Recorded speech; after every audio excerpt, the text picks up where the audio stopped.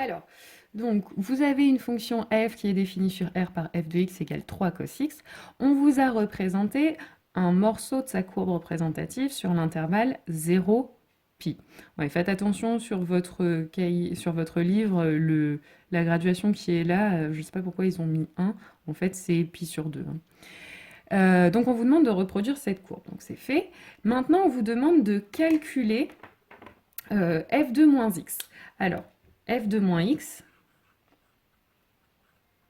donc comme je sais que f de x c'est 3 cosinus x, bah, pour calculer f de moins x, je remplace x par moins x. Donc ça va me donner 3 cosinus de moins x. Et donc d'après le cours, on sait que cosinus de moins x, c'est la même chose que cosinus de x. Et donc, on retrouve f de x. Donc là, vous avez f de moins x qui est égal à f de x. On vous demande d'en déduire une propriété graphique de la courbe de f. Et bien, on a vu dans le cours que ce genre de fonctions qui ont f de moins x qui est égal à f de x, bah, ce sera des courbes qui vont être symétriques par rapport à l'axe des ordonnées. Donc CF est symétrique par rapport à l'axe des ordonnées. Et donc, on vous demande de compléter alors CF sur l'intervalle 0, moins pi 0, pardon. Donc là, je vais le représenter en rouge. Donc, en fait, si c'est symétrique, ça veut dire que quand je plie ma feuille, bah, les deux morceaux de courbe doivent se superposer. Et donc, ça va donner quelque chose comme ça. Voilà. Donc là, voilà, sur moins pi 0, voilà l'allure de ma courbe. Ensuite, on vous demande, troisième question, de calculer cette fois-ci f de x plus 2pi. Donc là, même chose, je vais remplacer dans l'expression de f, x par x plus 2pi. Donc ça va me donner 3 cosinus de x plus 2pi. Et donc, cosinus de x plus 2pi, on a vu dans le cours que c'était la même chose que cosinus de x. D'accord? Et donc, du coup, à nouveau, on retrouve ici f de x. On vous demande donc en déduire une propriété graphique de CF. Ben, ce qu'on peut dire si l'image d'un nombre plus 2pi est égale à l'image du nombre de départ, c'est que en fait la courbe de f se répète tous les intervalles de longueur de pi. C'est-à-dire que là, quand on va me demander de compléter la courbe sur l'intervalle pi 3pi, bah, qu'est-ce que je vais faire? Je vais partir d'ici et je vais reproduire ce petit motif-là. Donc ça va me donner quelque chose comme ça. Hop. Là, ça redescend. Et voilà, on répète le motif d'à côté. Ensuite, exercice 81, bah, c'est exactement le même exercice. Donc, on vous demande dans un premier temps de reproduire la courbe, donc ça c'est fait encore. Ensuite, on vous demande de calculer f de moins x. Bah, f de moins x, ça va être, donc je remplace x par moins x, donc ça va me faire moins 1 demi de sinus moins x. Alors, on a vu dans le cours que sinus moins x, c'était la même chose que moins sinus x. Et du coup, je multiplie les deux. Moins 1 demi fois moins sinus x, ça va me faire 1 demi de sinus x. Et donc là, je retrouve non pas f de x, mais moins f de x. Donc, qu'est-ce que ça me dit sur ma courbe? C'est que CF est symétrique, cette fois-ci non pas par rapport à l'axe des ordonnées, mais par rapport à l'origine du repère.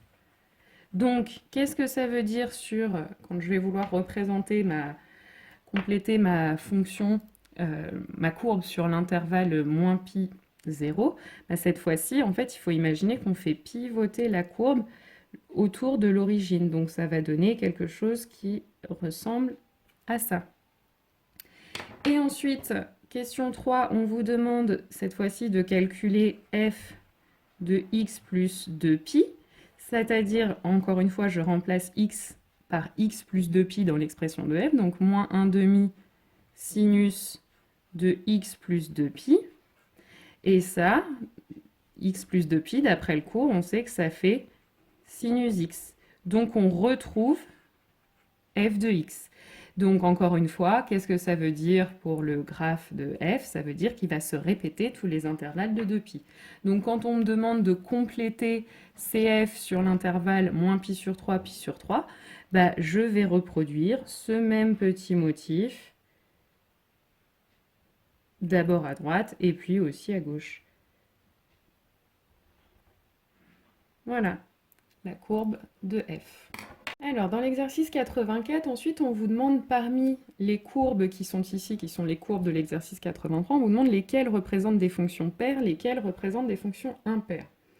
Donc, je vous rappelle, hein, des fonctions paires, c'est des fonctions qui sont symétriques par rapport à l'axe des ordonnées. Des fonctions impaires, ce seront des courbes qui seront symétriques par rapport à l'origine du repère.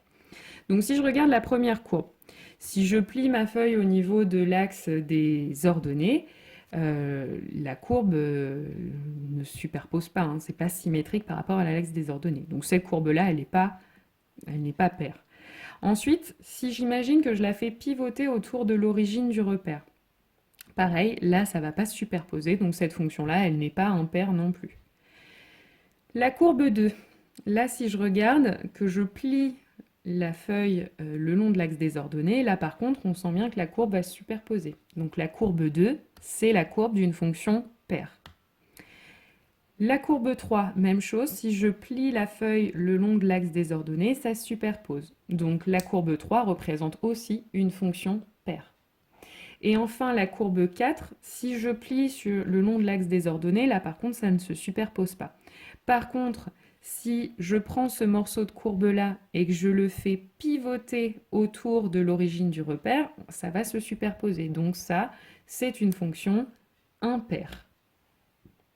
Alors, dans l'exercice 85, on commence par vous définir une fonction f de x qui est égale à cosinus x moins sinus x, et on vous demande de représenter la fonction définie par g de x égale f de x au carré plus f de moins x au carré à l'aide de la calculatrice. Donc, pour ça, on va aller dans le menu graphe, vous allez taper votre fonction. Alors attention quand vous tapez votre fonction. Donc pensez bien que la première chose à faire, c'est de mettre f de x au carré. Donc f de x, on le met entre parenthèses, donc cos x moins sin x, on le met entre parenthèses. Alors cos et sin, vous avez les touches ici. Et puis on n'oublie pas de taper le x avec cette touche-là.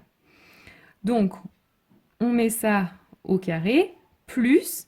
Et donc ensuite, f de moins x au carré. Donc pareil, f de moins x, on le met entre parenthèses. Et donc on écrit bien cos de moins x moins sinus de moins x. Et tout ça, on le met au carré. Entrée. Ensuite, pensez bien quand vous avez une courbe à tracer, d'éventuellement régler votre fenêtre graphique. Donc vous allez dans Shift, V Window. Et donc vous pouvez choisir un réglage initial ou un réglage standard. La plupart du temps, ça suffit. Donc moi, j'ai choisi initial, exe, et je trace ma fonction. Et donc là, ce que vous pouvez remarquer, c'est que votre fonction, elle est ici, elle est constante, et elle passe par l'ordonnée 2. Donc en fait, qu'est-ce qu'on peut faire comme conjecture? C'est que la fonction g de x, elle vaut tout le temps 2.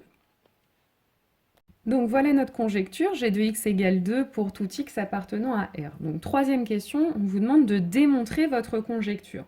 Donc en fait, on va calculer tout bêtement g de x, c'est-à-dire on sait que c'est f de x au carré, donc on a dit tout à l'heure cosinus x moins sinus x au carré, plus cos de moins x moins sinus de moins x au carré.